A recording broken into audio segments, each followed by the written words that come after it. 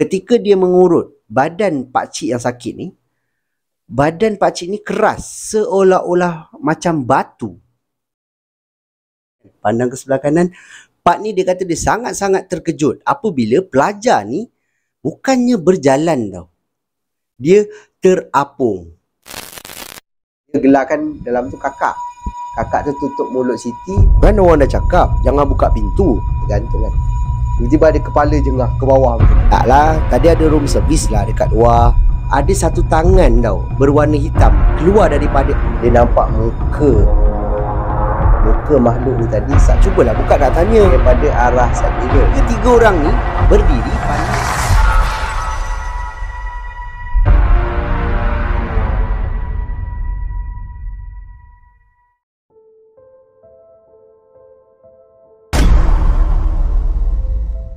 Assalamualaikum dan salam sejahtera. Selamat kita bertemu kembali di dalam satu lagi episod di Sembang Kopi. Bertemankan saya, storyteller kegemaran anda, Hanif Abdul Halim. Terima kasih diucapkan kepada anda semua yang dah pun subscribe dan terus menyokong channel saya ni. Yang mana anda semua yang baru je sampai ke channel ni pun, saya nak ucapkan selamat datang. Saya doakan anda semua yang menonton video ini dipermudahkan segala urusan anda semua dan dimurahkan rezeki yang barokah. Untuk kisah seram kita pada video kali ini, seperti biasalah, saya akan kongsikan dengan anda beberapa kisah seram yang dikirimkan kepada saya dan pada saya menarik untuk kita dengarkan.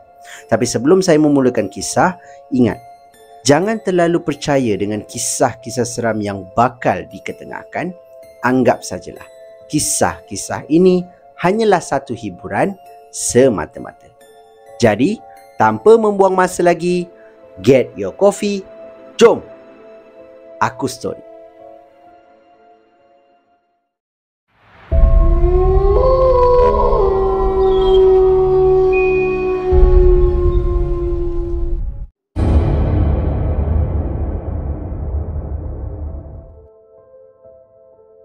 Kita mulakan dengan kisah seram kita yang pertama.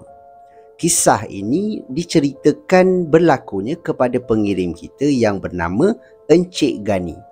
Yang mana Encik Gani ni nak berkongsi dengan kita semua satu pengalaman seram yang dia pernah alami sewaktu dia menjadi seorang tukang urut di kampungnya.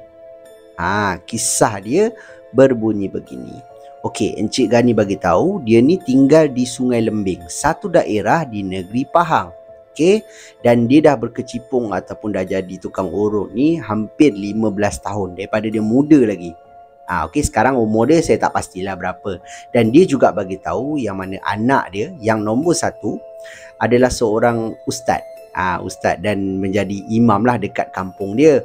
Anak dia ni berkebolehan untuk memulihkan orang yang kena rasuk ke ataupun tersampuk, tertegur macam tu lah. Anak dia boleh buat. Okey, itu cerita sikit lah berkenaan dengan anak dia. Kisah ni berlaku mulanya dia ni sedang duduk di kedai kopi. Kedai kopi bersama dengan kawan-kawan, biasalah kan orang kampung kan, duduk minum kopi dan sebagainya. Tiba-tiba dia terserempak ataupun ada juga kat kedai ni seorang lelaki yang dia tak gelar nama di dalam email. Okey, yang mana lelaki ini adalah rakan kepada anak dia nombor satu. Jadi dia pun tegurlah budak tu kan, lama tak jumpa kan, sekarang kau duduk kat mana? Budak ni pun ceritalah, dan dah duduk di luar lah, bukan duduk dekat kampung tu lagi. Dan kemudian dulu budak ni dengan ayah dia duduk satu dekat kampung yang sama lah, kampung Encik Gani ni. Jadi dia pun tanya, ayah kau apa khabar? Lama aku tak dengar cerita kan. Dia tanya pasal ayah budak. Budak ni pun cakap, ayah saya sakit, dah lama dah sakit sebenarnya. Ya ke? Ya cik, betul, dia kata. Lah, habis macam mana sekarang? Tak, dia nak bangun pun susah. Dia kala dia baring je. Lah, habis tak pergi berubat mana-mana ke apa kan? Dah cuba dah, dia kata. Oh, pakcik, boleh tak pakcik pakcik masih lagi mengurut ke? Dia kata macam tu kan. So, Encik Gani pun cakap, masih lagi lah, kenapa? Kalau saya nak upah pakcik ambil orang kata urut lah ayah dia, boleh tak? Cakap tu kan. Yang Encik Gani ni dia kata macam boleh je kan, bagilah alamat rumah dia boleh datang, sebab ayah kepada kawan anak dia ni pun kawan dia juga sekampung dulu. Cuma sekarang ni pakcik tu dah ikut anak dia kan, pindah keluar. Jadi dia, budak tu pun bagilah alamat dan sebagainya. Dipendekkan cerita, hari yang dia nak pergi tu, dikatakan anak dia ada macam bermimpi tau. Satu pertanda yang tidak baik. Yang mana dia cakap lah dengan ayah dia kan, kata, ya nak pergi juga ke? Mana tadi orang mimpi macam berkenaan dengan ayah dia lah kan. Macam satu petanda yang tak baik. Tapi ayah dia kata, tu mainan mimpi lah. Encik Gani ni cakap. Dia nak pergi urut. Dia pun kawan dia juga kan, kawan lama dia. So anak dia just diam je lah. Dan dia pun pergi menaiki kereta. Dia memandu sendiri sampai saja di rumah orang kata pesakit dia ni, ataupun kawan dia, kawan lama dia ni. Okay lah, yang ada dekat rumah tu adalah isteri kepada pakcik ni. Lepas tu ada pakcik yang sakit tu. Kemudian anak dia ada sekali lah, anak dia yang berbual dengan Encik Gani. Dia masuk ke dalam rumah dan kemudian dia tengok, betul pakcik ni memang dah terbaring macam lemah tau. Lepas tu dia pun pegang agaknya orang tu kan. Dia pun tanya, kau apa khabar? Lama kau ingat aku lagi tak? Orang tu pun berbual lah dengan dia kan. Ingat ni anak kau ada bagi tahu ni. Aku ingat hari ni aku nak urut kau. Dia cakap macam tu kan. So pakcik ni pun kata, boleh lah. Ni aku pun dah lama dah sebenarnya sakit ni. Dia kata macam tu. Dah hampir berapa tahun dah aku sakit macam ni. Lah iya ke? Aku tak tahu. Dia kata kau dah pindah keluar ni.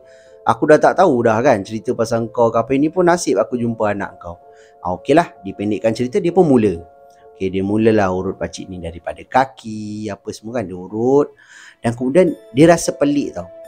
Sebab apa? Encik Gani bagi tahu, ketika dia mengurut badan pakcik yang sakit ni, badan pakcik ni keras, seolah-olah macam batu. Keras, seolah-olah macam batu. Dan dikatakan tekan kan, letak minyak dan sebagainya, tekan. Dia kata, kenapa keras sangat badan pakcik ni kan? Dalam hati dia lah. Dia tak adalah tegur depan orang cakap melalui mulut. Cuma dia cakap dalam hati. Kenapa keras sangat badan orang ni kan? Tekan. Dia pun baca lah ayat kan. Waktu dia mengurut tu. Dia kata memang keras sangat bahagian belakang badan pakcik ni. Lepas tu dia urut selesaikan juga. Sampaikan dia cakap, waktu dia mengurut ni, tangan dia terasa macam kebas-kebas tau. Kebas-kebas. Dia kata, keras betul badan pakcik ni kan. Okay, dia pun dah settle, ngurut apa semua. Dia pun baliklah ke rumah. Bila dia sampai rumah, selang beberapa waktu, tangan dia terasa macam berbisa. Macam ada bisa-bisa tau. Kenapa tangan dia jadi macam ni?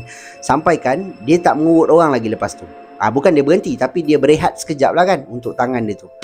Lama kelamaan, tangan Encik Gani ni mula berubah warna. Menjadi warna kebiru-biruan. Daripada jari dan kemudian naik sampai ke tapak tangan, hampir ke lengan tau. Menyebabkan dia kata, kenapa tangan dia jadi macam ni kan? Nak gerak jari susah, sakit dan sebagainya. Dan macam saya cakap tadi lah, anak dia yang nombor 1 ni kan ustaz kan, dan ada kebolehan untuk orang kata apa, mengubat dan sebagainya. Dia pun ubatkanlah tangan Encik Gani ni kan. Ubatkan. Lama kelamaan barulah okey. Dan dikatakan anak kepada Encik Gani ni bagi tahu mungkinlah pakcik ni dekat badan dia ke ada something ke, itu dia tak tahu. Sakit disebabkan penyakit apa, Encik Gani tak tahulah. Tapi anak dia pun cakap yang memang mungkin ada sesuatu dekat badan pakcik tu. Mungkin benda-benda halus ni lah kan, yang kita tak berapa faham. Menyebabkan bila ngurut tu kan, benda tu macam beralih tau. Beralih macam nak pergi ke arah Encik Gani ni. Wallahualam betul ataupun tidak, dia tak tahu. Tapi itu yang anak dia cakap. Dan lama kelamaan tangan dia semakin pulih dan semakin pulih lah. Dan sekarang dia masih lagi mengurut orang di kampung dia. Mujur lah kan anak dia boleh mengubatkan apa semua. Kalau tak, apa jadi pada tangan dia, kita pun tak tahu. Jadi itulah pengalaman seram yang dikongsikan oleh pengirim kita ni, iaitu Encik Gani.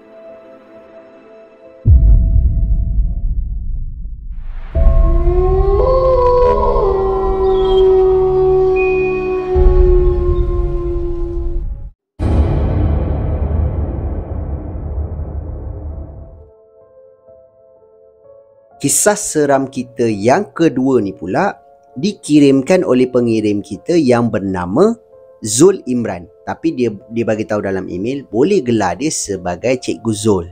Okey, yang mana Cikgu Zul ni nak berkongsi dengan kita semua 3 pengalaman seram yang mana 2 daripadanya dia sendiri yang alami, yang mana satu lagi anak murid dia yang kena. Kisah dia berbunyi begini. Untuk kisah seram yang pertama Encik Zul ni, yang mana dia bagi tahu pada waktu tu dia ni sebenarnya baru saja berpindah ke sekolah tu tau, yang mana dia ni adalah seorang guru di sebuah sekolah berasrama yang terletak di Gombak, Selangor. Dan apabila dia masuk, dia kata macam biasalah, sebab sebelum tu pun dia orang kata guru di sekolah lain, cuma dia berpindah je kan. Jadi bila dia masuk kat sekolah tu apa semua, memang suasana sekolah ni okey, pelajar-pelajarnya okey, guru-gurunya okey, semua okey. Tapi ada cerita seram yang berlega di mulut-mulut orang kata guru-guru yang berada di situ. Dan sebagai guru baru, Cikgu Zul ni mestilah macam nak tahu kan, apa benda tempat yang seram ke apa kan, kejadian seram yang pernah berlaku ke.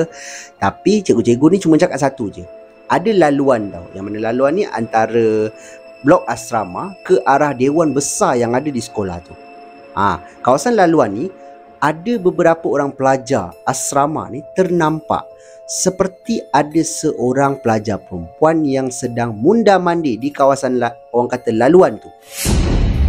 Dan bukan pelajar-pelajar je nampak, malah pengawal keselamatan juga pernah ternampak ada pelajar perempuan yang sedang berdiri betul-betul di laluan antara blok asrama dengan dewan ni.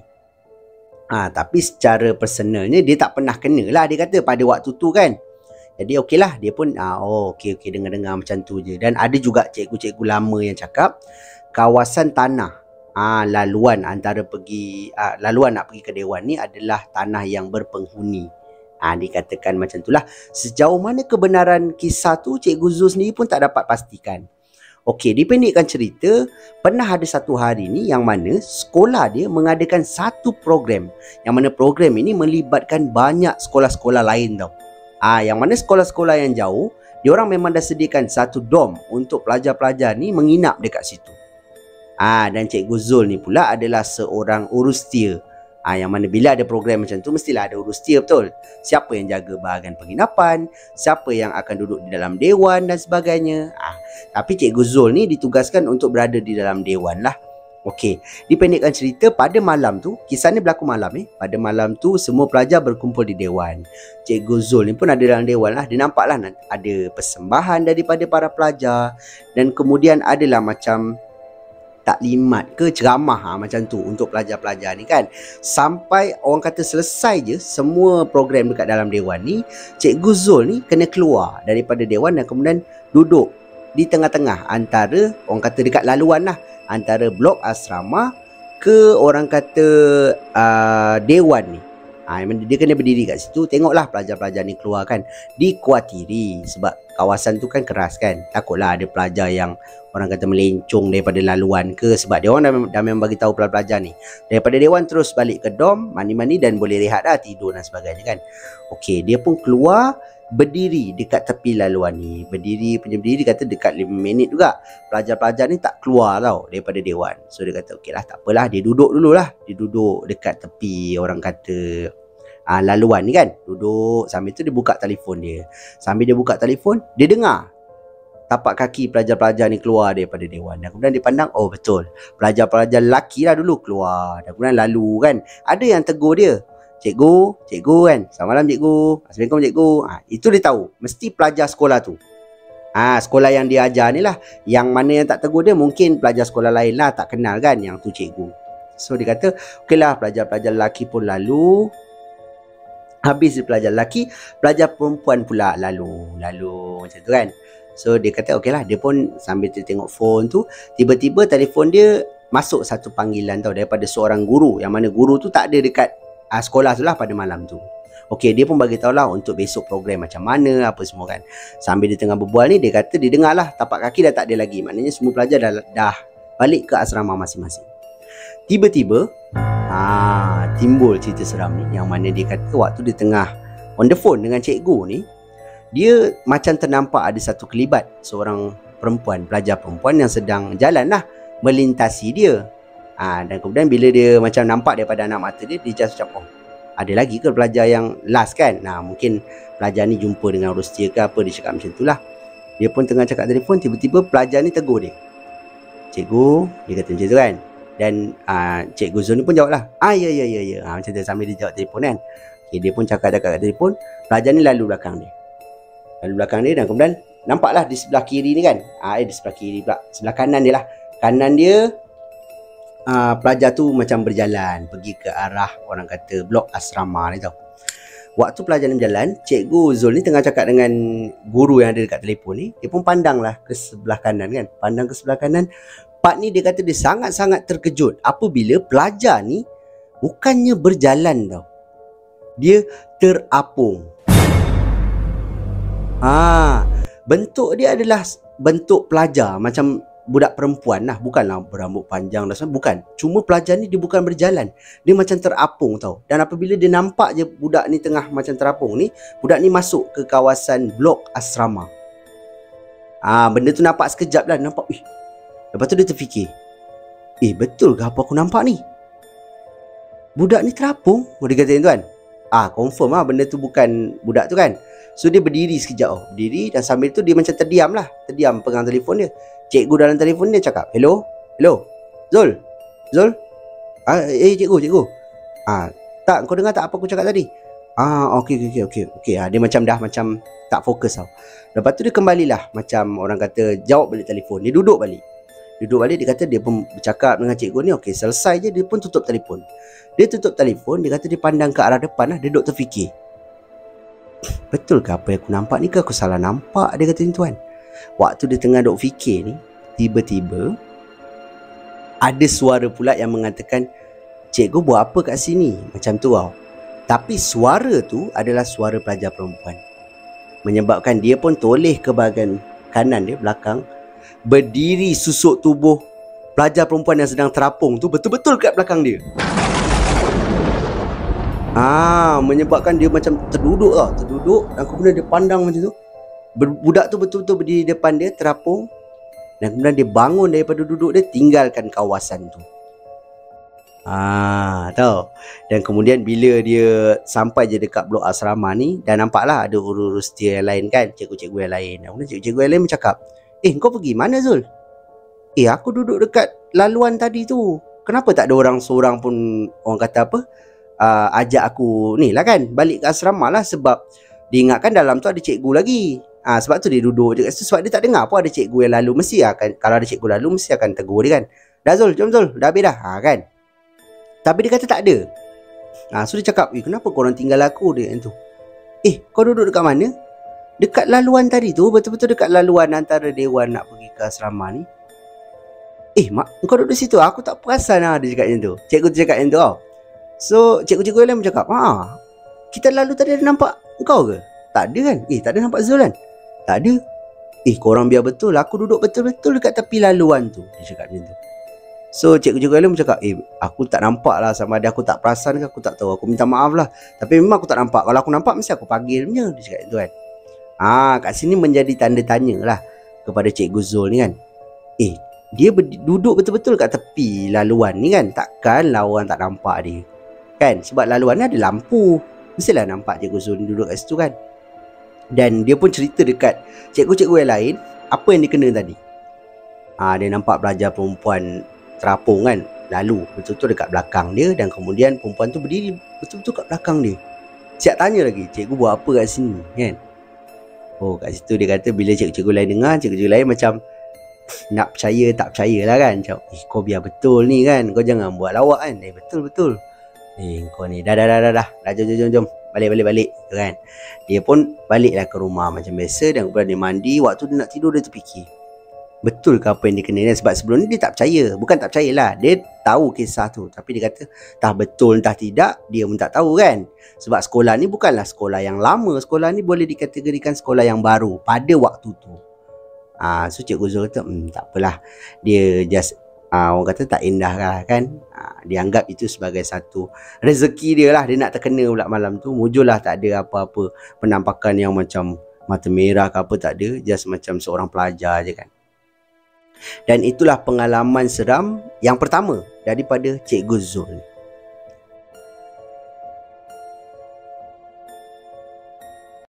Untuk pengalaman seram yang kedua daripada Cikgu Zul ni pula, dikatakan pada waktu tu dia ni sebenarnya bawa sekumpulan pelajar yang mewakili sekolah dia untuk pergi ke satu, orang kata macam pertandingan lah, pertandingan sukan rugby.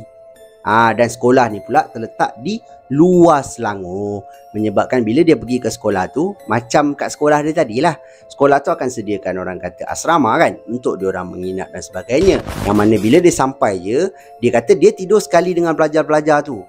Yang mana dom ni adalah satu dom yang lapang, kosong, tak ada katil, tak ada apa. Hanya ada loka-loka yang mungkin pelajar-pelajar dulu-dulu pakailah. Dia susun dekat situ. Dan warden dekat sekolah ni pun cakap yang mana dom tu sebenarnya dah lama tak digunakan.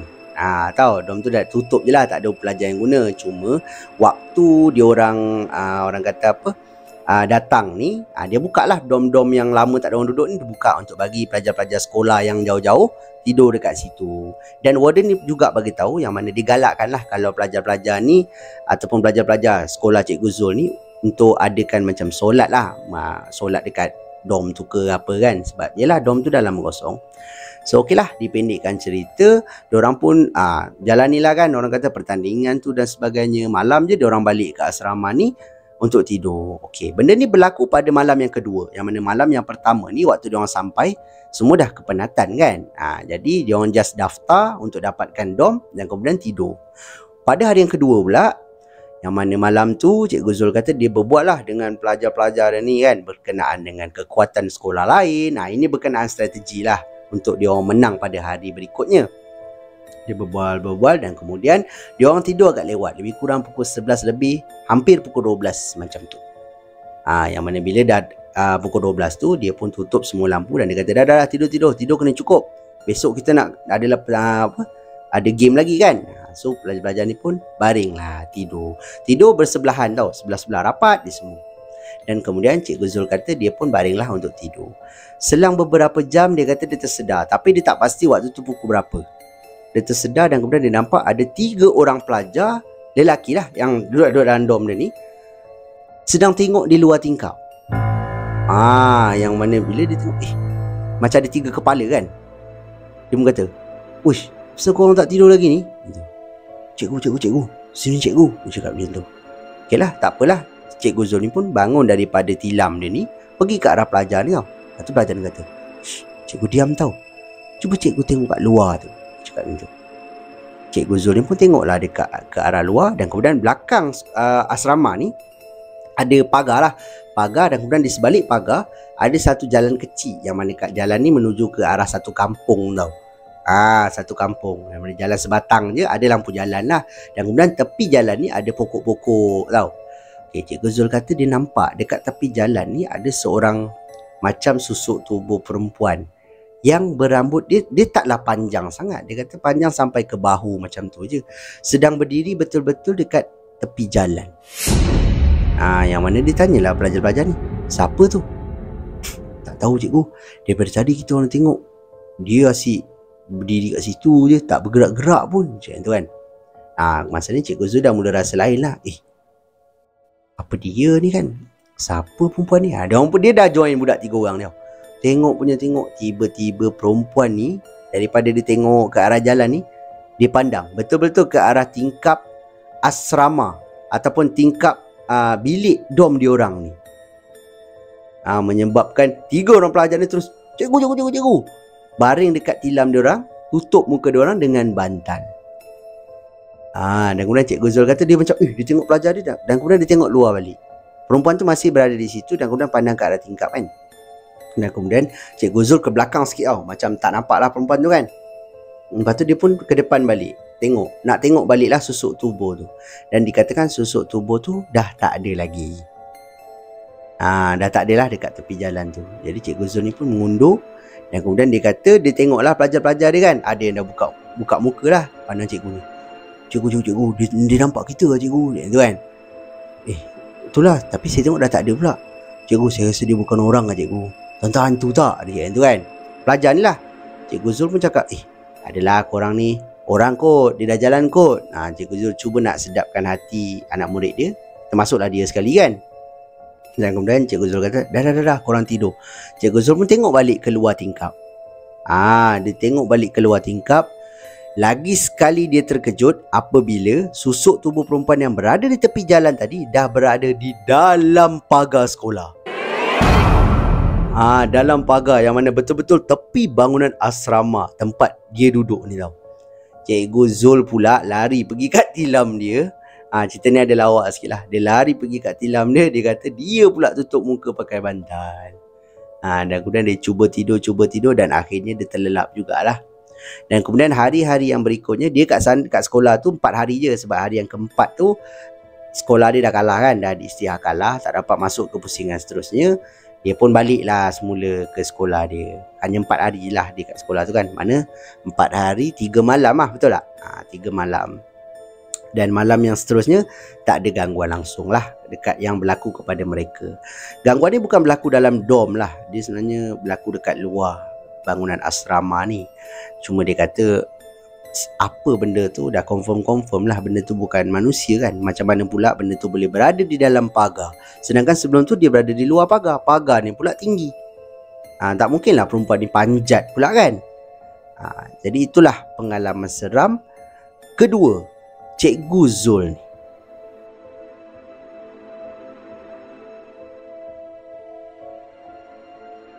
Kisah seram Cikgu Zul yang ketiga ni pula dikatakan berlaku pada waktu tu Cikgu Zul ni menjadi warden di asrama sekolah tempat dia mengajar ni. Tahu? Okey, Cikgu Zul bagi tahu yang kisah ni berlaku awal tahun, okey, kepada seorang pelajar dia yang digelar sebagai Syafiq. Yang mana Syafiq ni adalah pelajar tingkatan 5 sekolah tersebut lah. Okey, biasanya awal tahun mana-mana sekolah lah kan, mesti akan ada intake baru yang masuk, betul tak? Maknanya pelajar-pelajar junior lah yang akan masuk ke asrama ni. Dan Cikgu Zul pula jaga dekat blok budak-budak junior tau. Okey, kisah ni berlaku malam. Yang mana Cikgu Zul cakap dia berada di, orang kata, rumah warden lah. Rumah warden ni berada di dalam blok yang sama lah. Okey, dia kata dia dengar lah pelajar-pelajar ni ataupun blok ni senyap je. Dan kemudian dia tengok ke arah tingkap, semua pelajar-pelajar junior ni dikumpulkan dekat tengah-tengah tau. Di antara blok dengan blok ni dikumpul ke kat tengah-tengah. Sebab tengah-tengah ni macam ada pokok-pokok. Lepas tu ada court untuk bermain sepak takraw tau. Cikgu Zul ni pun perhati je. Oh, budak-budak ni buat apa ni kan. So pelajar-pelajar tingkatan 5 ni just panggil. Lepas tu kira macam apa orang rokol. Rokol lah macam tu lah. Pelajar-pelajar asrama mesti tahu kan. Dia pun kira dan sebagainya. Cikgu Zul just perhatikan je. Sebab takutlah pelajar-pelajar junior ni ragging teruk-teruk ke apa kan. Tapi tak ada apalah. Just mungkin salam perkenalan macam tu lah kan. Okay, dia pun kata okay, tak apa. Sebelum pukul orang kata 11, benda ni mesti dah habis. Kalau tak habis, Cikgu Zul kena turun, leraikan lah. Dah semua balik ke asrama masing-masing kan. So dia pun duduk lah dekat rumah dia ni sambil menonton televisyen. Tengah dia tengok-tengok TV ni, tiba-tiba pintu rumah dia diketuk. Tuk tuk tuk tuk tuk tuk tuk tuk tuk. Ketukan tu seolah-olah macam ketukan orang yang sedang cemas lah. Dan kemudian dia pun buka pintu kan. Buka pintu sambil pakai kain, dia kata. Dia pun bagi tahu anak murid dia kan. Kenapa ni? Kan tu. Cikgu, tolong cikgu. Syafiq pengsan dekat bilik air. Cakap macam tu. So Cikgu Zul ni terkejut. Syafiq mana? Syafiq tingkatan 5 dia tu kan. Oh ya ke? Sekejap saya pakai baju. Cikgu Zul ni pun pergilah ambil baju, pakai dan kemudian dia turun. Betul. Sampai je dekat tandas, Syafiq ni dah terduduk betul-betul dekat tepi mangkuk tandas tau. Dia orang pun angkat lah. Cikgu Zul suruh angkat, bawa keluar. Dan kemudian letak air dekat muka dia apa semua, bagi dia sedar. Muka dia pucat pada waktu. Pucat tau. Jadi Cikgu Zul tak tanya banyak lah. Dia just panggil ada seorang ustaz yang memang ada lah dekat sekolah tu. Call, panggil. Ustaz ni datang dan kemudian baca-baca sikit kan. Dan ustaz ni pun cakap yang budak ni macam tertegur tau. Macam tertegur lah, nampak apa ke macam tu dia tak tahu. Okey, waktu tu dia tak tahu lagi. Selang beberapa hari dia jumpa balik dengan si Syafiq ni. Yang mana dia jumpa dengan Syafiq ni dekat surau. Waktu tu malam solat Isyak. Lepas tu dia pun tanya kan, "Fik, kau dah okey ke?" Dah okey cikgu, dia cakap kan. "Kau macam demam lagi ke?" Demam lah cikgu. "Apasal? Kau macam mana kau boleh pengsan ni kan? Kau tergelincir ke apa?" "Tak cikgu, saya kena ganggu," dia cakap macam tu. So dia tanya dengan Syafiq ni kan, apa yang berlaku sebenarnya? Sebenarnya kisah dia macam ni cikgu.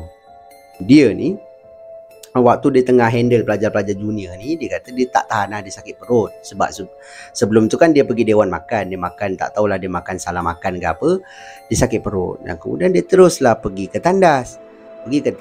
Kan tandas asrama kan banyak kan, banyak itu. Dia masuk dekat salah satu tandas ni, dan kemudian dia buang hajat dia. Tengah dia buang hajat, tiba-tiba dia terdengar ada suara ketawa. Tapi ketawa tu ketawa pelajar lelaki. Ketawa tau, macam gelak-gelak kan. So dia kata ni kot member dia kot, yang tingkatan 5 lah. So dia pun sambung buang air. Dia kata dia terperasan macam dekat atas kepala dia ni kan, dekat dinding, antara dinding ni ada budak yang sedang mengendap tau. Bila dia pandang, budak lelaki, dan muka dia si Syafiq ni tak kenal. Bila dia pandang je, budak ni macam menyorok. Macam tu. Lepas tu gelak-gelak, dia dengar suara ketawa. Si Syafiq ni kata, "Oi, jangan kacau aku lah," dia tu kan. Lepas tu dia sambung buang. Jengak lagi. Orang kata apa? Ngendap lagi benda tu. Ngendap. Dan kemudian bila dia pandang, dia kata memang dia tak kenal muka tu. Jadi dia anggap pelajar ni adalah pelajar junior lah kan. So dia cakap, "Kau jangan main-main kan ngajakin kau kena kan." Dia cakap macam tu lah dekat pelajar tu. Okay, benda tu menyorok balik. Dan kemudian waktu si Syafiq ni sambung kan, bila dia nak habis ni, ngendap lagi, dan kemudian benda tu hilang. Kepala dia macam menyorok kan. Lepas tu dengar suara ketawa. Oh, Syafiq ni dah panas lah. Bila dia panas, dia kata dia settlekan dia punya ni, dan kemudian dia pergilah ke arah pintu bilik air sebelah. Dan pintu bilik air sebelah ni terkunci pada waktu tu. Dia ketuk, dia suruh buka. Budak tu tak nak buka tau. Dia ketuk. "Oi, buka pintu dia sekarang. Kau buka pintu dia sekarang." Tapi budak tu tak nak buka. Menyebabkan Syafiq ni pergi ke arah mangkuk tandas ni. Dia tutup lah. Orang kata mangkuk tandas ni kan, tutup pakai penutup dia. Panjat dan kemudian nak jengah lah sebelah kan, tengok pelajar tu. Waktu dia, orang kata apa, julurkan kepala nak tengok, tiba-tiba ada satu lagi kepala muncul betul-betul dekat depan dia. Yang mana muka ni adalah muka seorang perempuan, tapi buruk, dan kemudian rambut dia panjang mengerbang. Bila Syafiq nak tengok je, benda tu keluar juga kepala dia. Bayangkan benda tu betul-betul dekat depan muka dia, dengan muka yang sangat bodoh dan menyeramkan. Ini apa yang Syafiq cakap. Dan kemudian Syafiq kata dia mungkin tergelincir kot, sebab dia kata dia jatuh dan kemudian dia tak ingat apa-apa. Dia dah tak sedar lah waktu tu kan. Dan lepas tu lah baru kawan-kawan dia nampak dia kot. Dan kemudian Cikgu Zul ni turun. Cikgu Zul kata, boleh tahan juga kan cerita anak murid dia ni kan. Sebab yelah, benda tu muncul betul-betul depan dia. Entah betul ataupun tidak, dia kata dia tak tahulah kalau pelajar dia ni buat cerita ke. Tapi sampaikan pelajar dia ni pengsan dalam bilik air ni, mungkin betul lah kan. Sebab apa benda tu ganggu, dia kata dia tak pastilah. Saya sendiri pun tak pastilah kan. Dan memang benda tu nak ganggu budak tu, nak buat macam mana. Tapi pada awalnya dia muncul sebagai seorang lelaki, macam tengok sedang menjengah kan. Menyebabkan yelah, dia pelajar senior kan, dia mesti akan rasa macam, kau sabar sekejap, jadi kau kena dia kan. Macam nak ragging lah kan. Bila dia nak buka pintu tu terkunci pula. Menyebabkan dia panjat, dan kemudian muka lain pula yang menjelma. Jadi itulah ketiga-tiga kisah yang dikongsikan oleh pengirim kita ni, iaitu Cikgu Zul.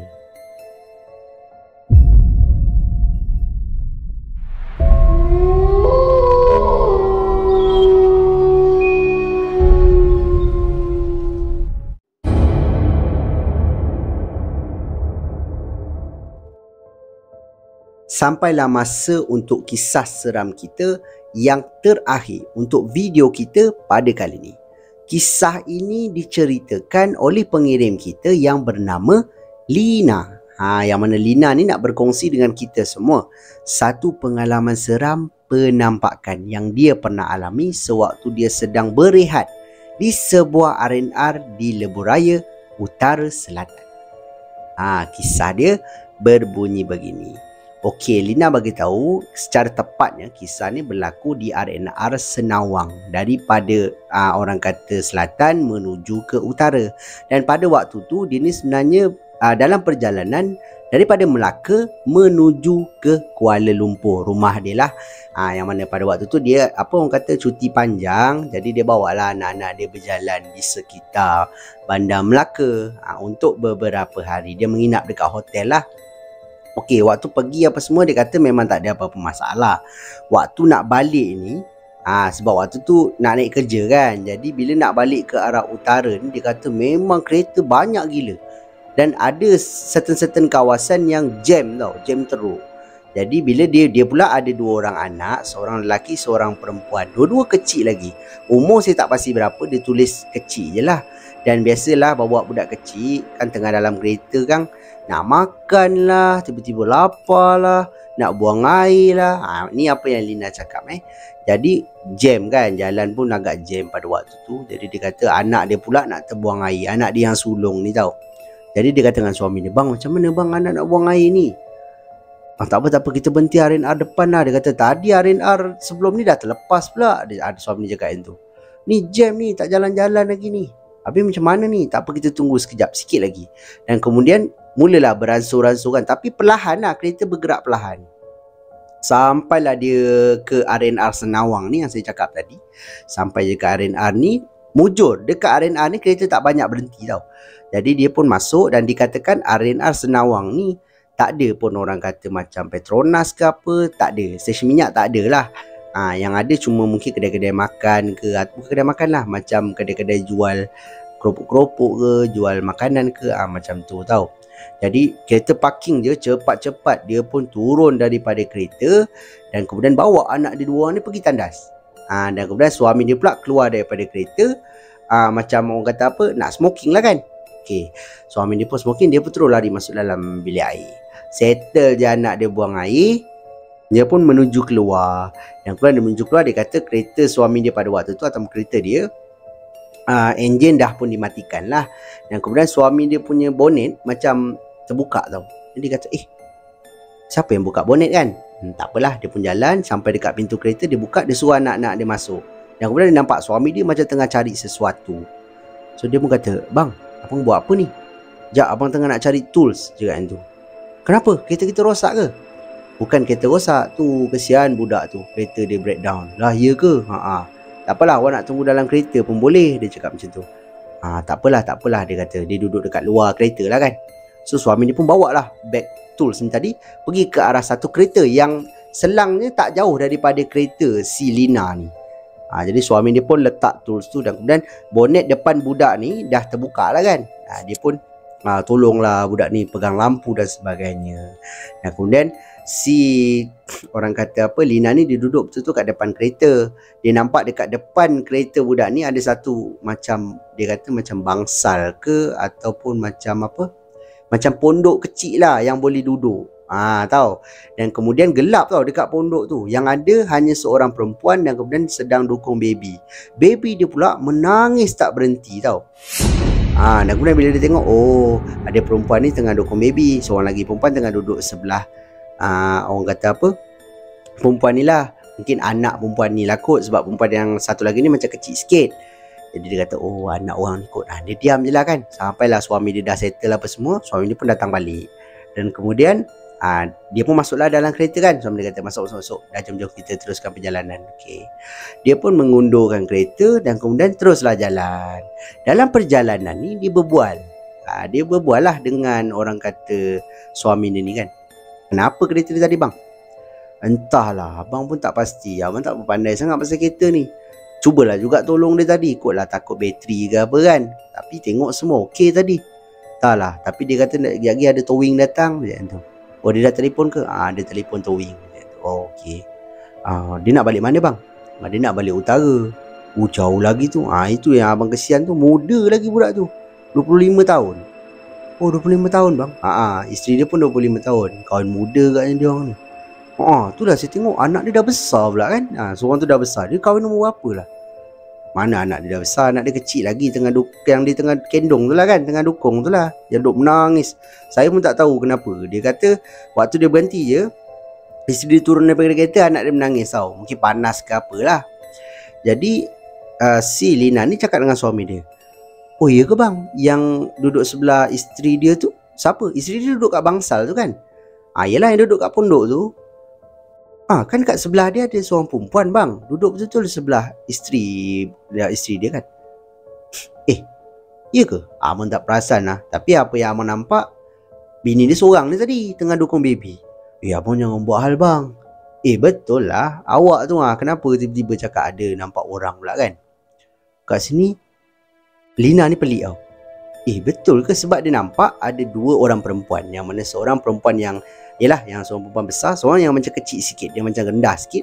Lepas tu yang perempuan yang tinggi sikit ni dia tengah pegang baby. Mana ada 3 orang lah dekat bangsal ni ataupun dekat pondok ni. Tapi suami dia kata tak perasan pula, yang nampak hanya isteri orang tu seorang je. Dan kat sini macam logik lah. Lepas tu suami dia pun cakap, betul ke awak nampak ada orang kat sebelah perempuan tu? Ya bang, saya nampak ada perempuan juga duduk sebelah perempuan tu.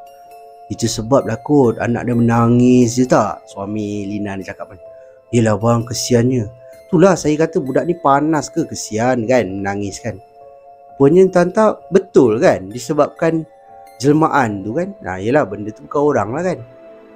Duduk tu kat sebelah perempuan tu. Mungkin perempuan ni pun tak nampak lah kan benda tu. Anak dia kot nampak kan, nangis apa semua. So dia kata itulah pengalaman yang dia pernah kena lah sewaktu dia berhenti berehat di RNR Senawang. Yang mana dia nampak ada perempuan dekat bangsal ni. Tapi rupanya tak ada pun perempuan tu. Itulah pengalaman seram yang dikongsikan oleh pengirim kita ni, iaitu Lina. Jadi itu sajalah kisah seram kita untuk video kita pada kali ini. Pada pendapat anda macam mana? Dalam kesemua kisah yang saya kongsikan dengan anda ni, mana satu kisah yang paling menyeramkan? Anda boleh tinggalkan pendapat anda di ruangan komen dekat bawah. Dan yang mana anda semua yang ada kisah-kisah seram dan sudi berkongsi dengan saya dan juga semua penonton-penonton Sembang Kopi, anda bolehlah kirimkan ke alamat email Sembang Kopi ataupun Telegram Sembang Kopi, yang mana alamat email dan juga link Telegram saya memang dah tinggalkan siap-siap di ruangan description dekat bawah. Terima kasih diucapkan kepada anda semua yang sudi meluangkan masa menonton video saya daripada mula sampailah ke ujung ni. Saya sangat-sangat hargai. Dan yang mana anda semua yang baru je sampai ke channel ni, sekiranya anda suka dengan cara penyampaian saya, anda terhibur dengan kisah-kisah seram yang saya kongsikan dengan anda ni, saya hargai sangat-sangat. Kalau anda dapat bantu saya, bantu channel saya dengan tekan butang like, butang subscribe dan juga butang loceng supaya anda tak akan terlepas apa-apa video yang saya akan upload lagi lepas ni. Akan ada banyak lagi kisah seram yang saya akan kongsikan di dalam channel saya ni. Itu sajalah daripada saya. Kita jumpa lagi di video yang akan datang. Thanks for watching. Assalamualaikum. See ya.